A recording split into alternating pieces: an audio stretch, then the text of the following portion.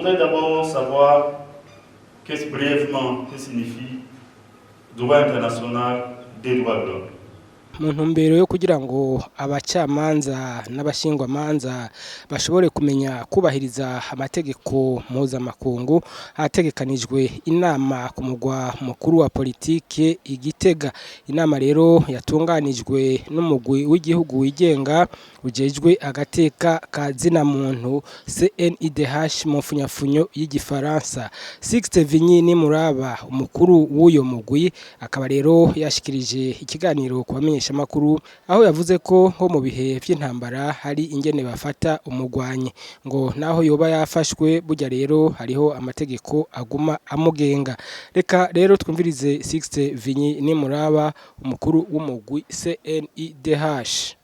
Izi nyigisho twaziteguye kugira ngo twigishanye hamwe n'abacamanza hamwe n'abashingwamanza ku bijanye n'amategeko mpuzamakungu igihugu cy'u Burundi cemeje, cyane cyane duhagarikiye ku mategeko mpuzamakungu ajejwe agateka ka zina muntu hamwe n'amategeko mpuzamakungu agenga ibihe by'intambara. Ivyo twabigize kuko dusanzwe tuzi yuko igihugu cy'u Burundi gifise amategeko menshi kiza caremeje, ariko gushirwa mu ngiro bisaba ko aba bantu b'abanyamategeko batahura ivy'igihugu ciyemeje, bakamenya ko misi yose baba bariko baraca imanza canke bariko baburanira abantu bategerezwa kuza koresha amategeko yo ngaha mu gihugu, bakanakoresha n'amategeko igihugu kiba carashizeko umukono, kubera kenshi usanga bariko baraca imanza bazana impinyanyuro ijanye n'amategeko dusanzwe tumenyereye ngaha mu gihugu, tukibagira ko ibwirizwa shingiro ry'u Burundi rifata ayo mategeko mpuzamakungu nk'igice kandi gihambaye cy'iryo bwirizwa shingiro. Ni ukuvuga ko mu byo dukora dutegerezwa kuguma twibuka ayo mategeko kandi tukayashira mu ngiro. Ikindi cya kabiri ni ukugira ngo urazi iyo abantu batazi amategeko ntibayakoresha, batayakoresheje duca dufatwa nk'uko tutariko turakurikiza amategeko twiyemeje. Ni ugufasha abacamanza tugafasha n'abashingwamanza kugira ngo bamenye ayo mategeko, bashobore gufasha no kugira ngo ashigwe mu ngiro. Uko bisanzwe biri mu bintu by'amategeko, iyo igihugu kimaze gushira umukono ku itegeko nk'iryo mu mategeko mpuzamakungu, iryo tegeko mpuzamakungu niryo rica riza risumba amategeko dusanzwe dufise ngaha mu gihugu.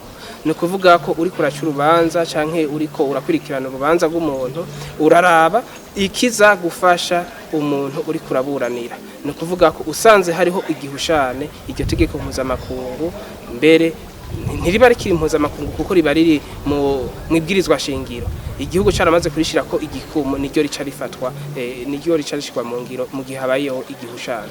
Ivyigwa nyamukuru bazoshimikirako ni 9.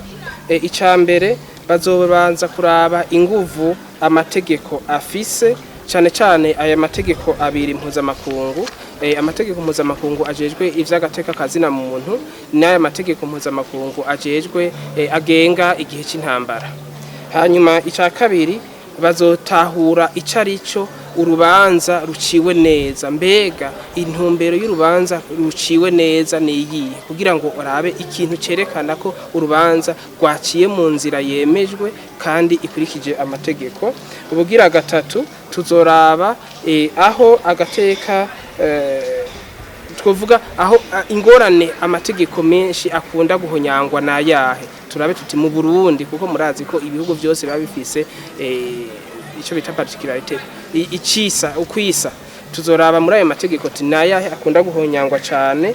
Hanyuma turabe tuti mbega inzego zitandukanye z'ubucamanza zoba zifise uruhara uruhe mu kugira ngo ayo mategeko mpuzamakungu ashobore kuzishigwa mu ngiro kandi tugume tuyisunga igihe cyose imanza ziko ziracigwa.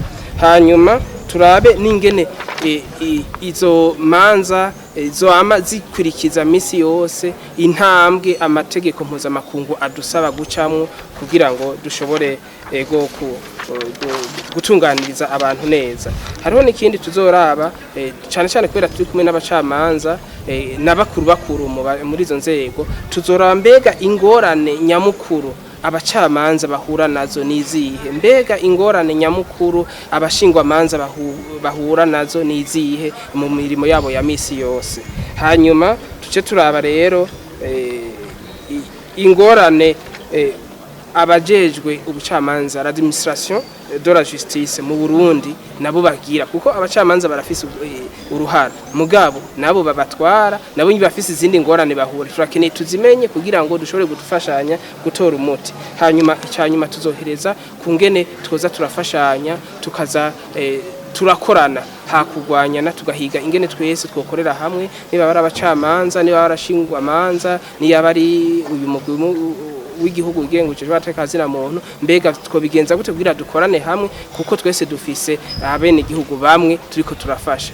Vyogorana rero ingene twokora tudashize hamwe, twofashanya gute kugira dushire hamwe ibikorwa vyacu kugira ngo bitange umwimbo mwiza kurusha.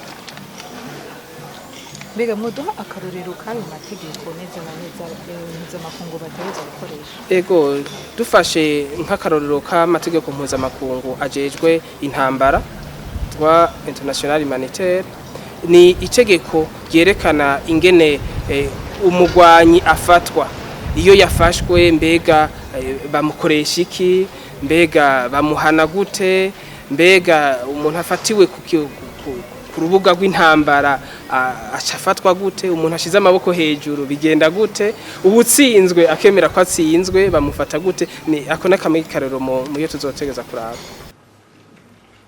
Là, nous devons savoir que c'est cet ensemble donc, des règles internationales mises en place par les États, évidemment, et qui affirment les droits et dignités de tous les êtres humains. Brièvement, c'est ça les droits de l'homme.